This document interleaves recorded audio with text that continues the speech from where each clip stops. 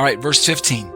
Therefore he, speaking of Yeshua, is the mediator of a new covenant, right? Diathekes kaines in the Greek. He's the mediator of this new covenant, and of course we're instantly reminded of this new covenant that the writer already mentioned in chapter 8, verse 8 through verse 12, and he's going to mention again in the next chapter, verse 10.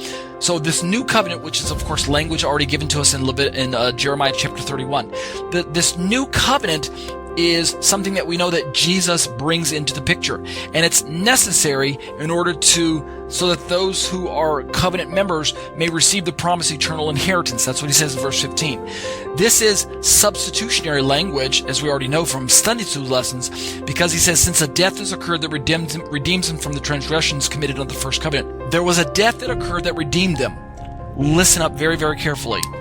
According to the covenant arrangement between God and Israel, right, that took place on Mount Sinai in Exodus chapter 24, basically Israel is saying in typical covenant fashion that if we violate our part of the covenant, may we be like the animals that were slain. May we also be slain. So what's taking place here, people? What's taking place is that the people are saying the animals represent us.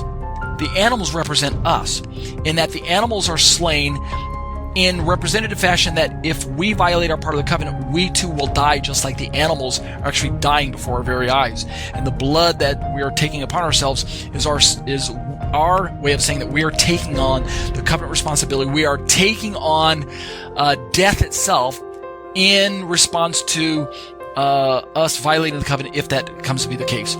That's the important point that the writer to the book of Hebrews is trying to make, is that if a transgression takes place, then the next logical and expected action that must take place is that a death must take place.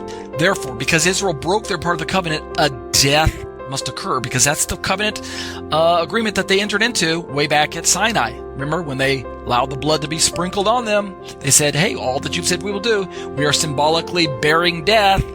And yet they did violate the covenant, and therefore a death must occur. But instead of Israel dying, God instead representatively sent his son to die in their place. So Messiah becomes the substitutionary death instead of Israel dying. Corporately speaking, Israel should have died. But corporately speaking, Messiah took on that corporate death as the sacrificial animal, and he stepped into that place. And therefore, that's why the writer says in verse 15, since a death has occurred, past tense, has occurred that redeemed them, right? It's the payment for the breach of contract, right? In this case, Yeshua was that substitutionary atonement, which by paying the debt on their behalf, released them from the debt that was owed. That's why it says it redeemed them from the transgressions committed on the first covenant. So that's the context of verse 15.